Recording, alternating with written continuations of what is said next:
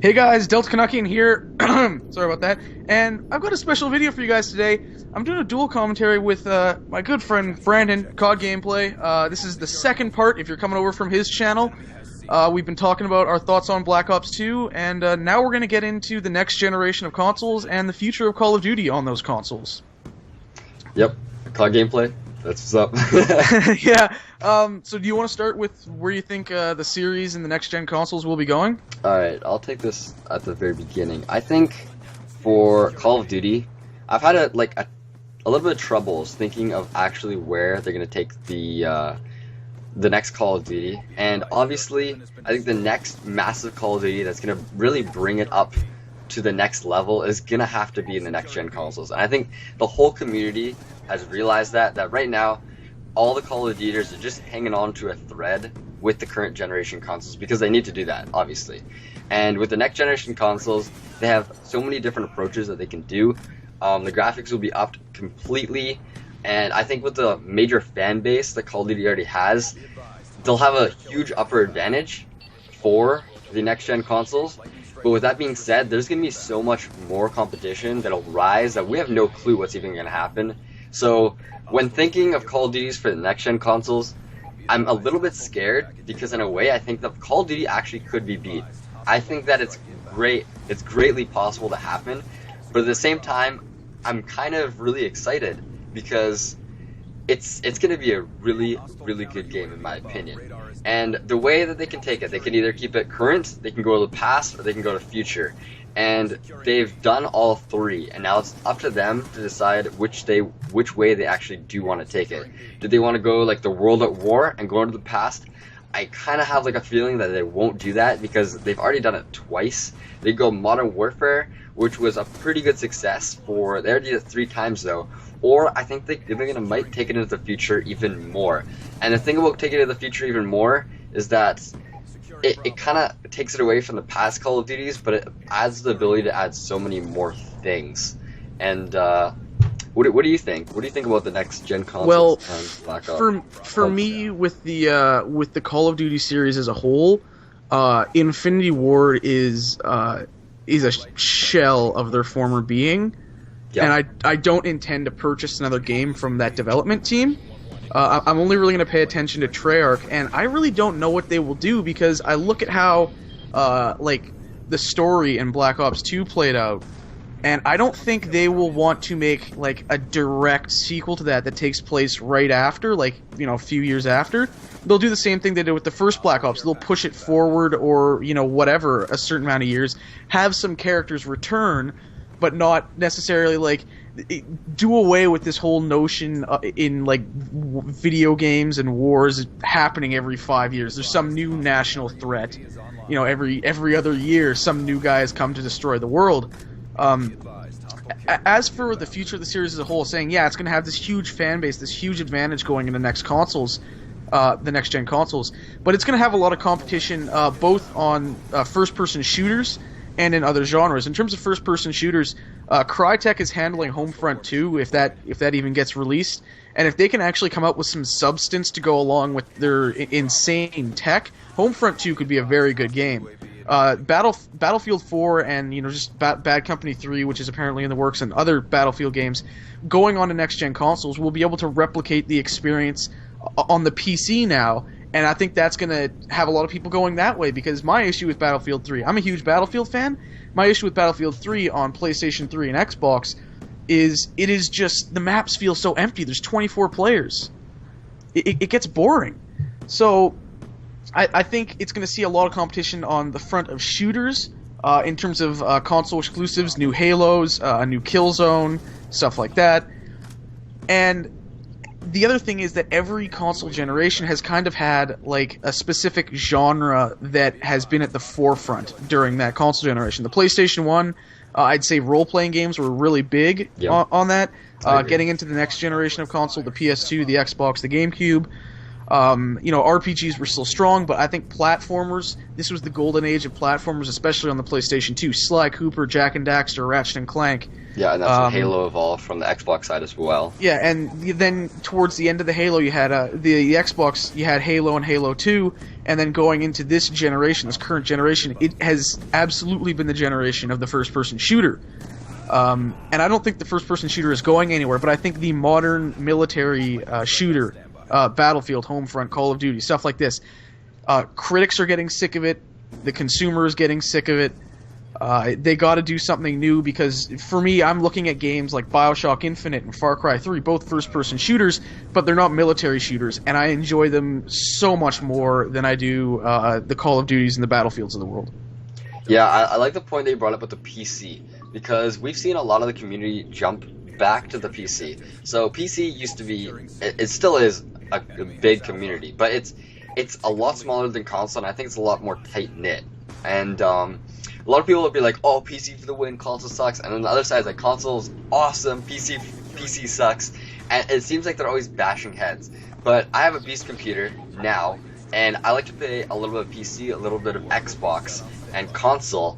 And I think that the really good point bringing up on the PC side is that a lot of people moved over to PC in the recent, I'd say around year and a half, 2 years. Yep. With Minecraft, with tons of games. The community has really evolved in the PC platform, and I think that is because the console is falling so far behind that with the new console coming out, I really have a feeling this is going to just take it to the next level. And another thing that you said with the first-person shooters, that's a really, really good point about, I think we're getting old of the same thing. We've seen it for 2 consoles now, and the whole, like, how long has Xbox 60 and PS3 been out for? It's this generation. The cycle is about 7 years now. I think the Xbox has been out for all 7. The PlayStation, I think, has only had about 6 years out now. Holy smokes! So this is the longest. This is the longest a console generation has ever gone on. The PlayStation 2 actually just cut off production of the PlayStation 2. It's the end of an era right now. Yeah, I saw that. They've cut off production, and now, you know, I figure we're going to see the new consoles announced at E3 this upcoming spring, and the potentially release in the fall, but I think it'll be more likely you'll see that happen in 2014. But the other thing is, the reason that I think there's some speculation to a fall 2013 release is, look at Microsoft and Sony. Neither have announced big exclusives for the second half of the year. Even the third-party publishers, there are games that will obviously come out then. A new Call of Duty, Battlefield 4, the new NHL, all the sports games, but they haven't announced the consoles. They haven't announced the game. So I think that's leading to a lot of speculation that, you know, the PlayStation 4 and the Xbox 720 or whatever it may be called will be announced at E3 and released shortly after. Looking at, I'll use Sony as an example here because I'm a big PlayStation gamer. They basically gave the PlayStation 2 a swan song by having God of War 2 release on PlayStation 2, but not PlayStation 3. The PS3 was already out. It was, you know, this huge, epic, awesome game, and it was kind of the goodbye. The Last of Us could very well be that game for PS3. Naughty Dog, one of the best developers on the planet right now, who've just skyrocketed thanks to Uncharted, coming out with this game that has pretty much everyone that doesn't own a PlayStation wanting a PlayStation. Yeah. That could very well be, you know, the big swan song. And I think going over to the Xbox side, 343 Industries is obviously working on Halo 5. That won't be coming out to the next Xbox. I think we can say that safely. There's another Gears of War coming out, just kind of probably something to get that out there and prepare for more Gears of War games, that type of thing. So they're definitely close, and I hope as a new generation comes in, more developers will take risks. Because that's like the good time. EA's already said they're saving all their best ideas for the next generation. It's got to be close. It's got to be really close. And one thing that I'm really wondering, what's the price is going to be on these next generation consoles? Because when Xbox 360 and the PS3 first came out, what was it, $800? The Xbox, I believe, was $400, $500. The PlayStation was $600, which really hurt it in the early going. Yeah, that's what it was. That's right. Now they're both down to $200 to $300. Yeah. The rumor is they're going to look at basically $500 as the cap. They're going to use. I know Sony. The rumor is they're going to abandon the cell processor and go to some stuff that'll make some tech that will make it cheaper to manufacture the consoles, and cheaper to sell. And what's gonna happen with that is there's not gonna be a huge leap between graphics between these two generations like there was from the PS2 to the PlayStation 3, right? There will be improvement, but it's not going to be as big of a gap. Big jump. That was a massive jump in when the PS1 going or yeah. Well, PS2 it was in terms of detail, but actually going back to the PS1 is probably where the biggest jump happened, where you're going from 8-bit, 16-bit graphic to now full 3D modeling. Mm-hmm. And that's probably the biggest leap it will ever take. But it's the changes between generations is going to just grow slower and smaller and smaller. And I think we're already seeing next gen titles on current gen consoles. A game like I mentioned earlier, like I mentioned in part 1, Assassin's Creed 3, which I'm playing right now. I can't believe that game is running on my PlayStation 3. That game is just insane. All the things that are going on, the worlds are massive, it looks beautiful. The frame rate does struggle at times, but it also gets up to 60 frames at times. It's insane. Yeah, I know exactly what you mean. I've thought of that a little bit of times as well.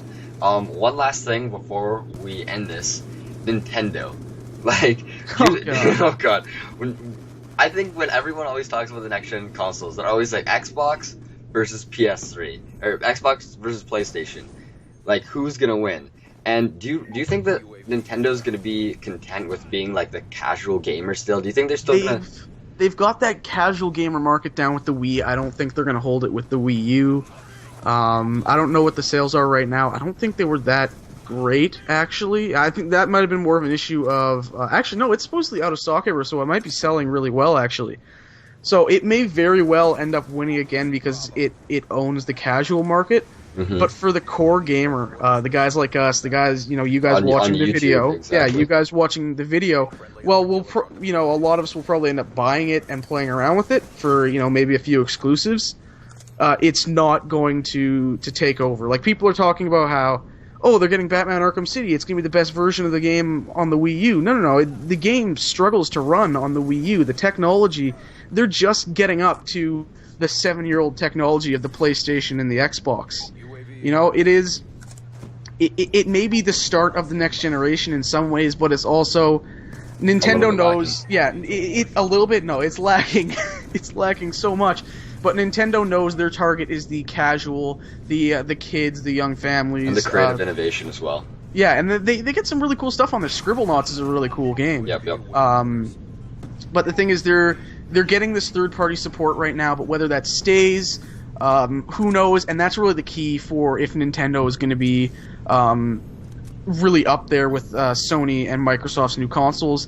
But I think it'll probably end up outselling. I think we should finish on that note. What do you say? Yeah, I think we should finish. Anyways, you guys obviously know who I am. You're at my channel. If you're not subscribed to Brandon here, he's got a lot of subscribers. He's earned them. Go check him out. He posts some great content. He should post more often, though. Yep. So yeah, links all over the place to stuff we've talked about, channels and other videos. And go watch part 1 if you haven't, because that was also good. And last thing, if you guys are still here on Sandra's channel, all you need to do, move the mouse out a couple inches, click that subscribe button, drop it down a couple more inches, hit that like button, and leave us some feedback. What do you guys think of the next generation consoles, and where you think it'll be heading? Yeah, that does it for us for this 2-part commentary. We didn't sell ourselves short for once. That was awesome. There we go. All right. Thanks for watching, guys. Have an amazing See you guys. day. Peace.